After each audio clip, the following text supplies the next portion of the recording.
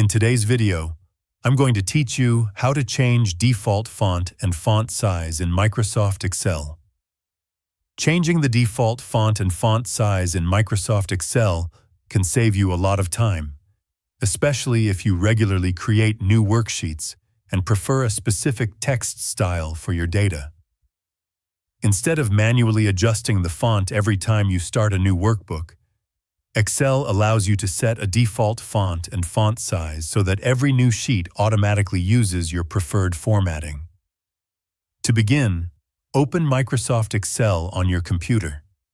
Once Excel is open, look at the top left corner of the window and click on the File tab.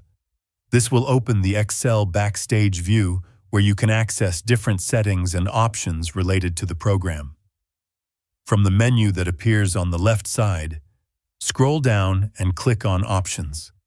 This will open the Excel Options window, which contains a variety of customization settings for how Excel behaves and appears.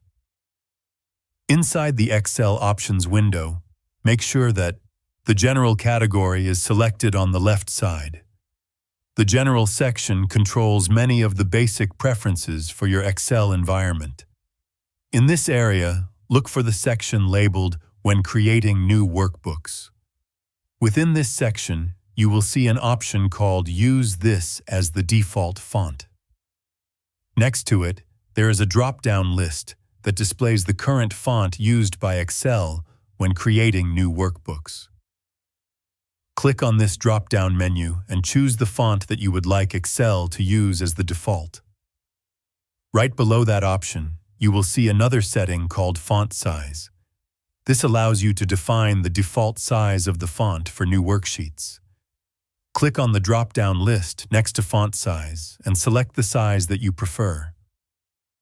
After selecting your preferred font and font size, move down to the bottom of the Excel Options window and click OK to save the changes.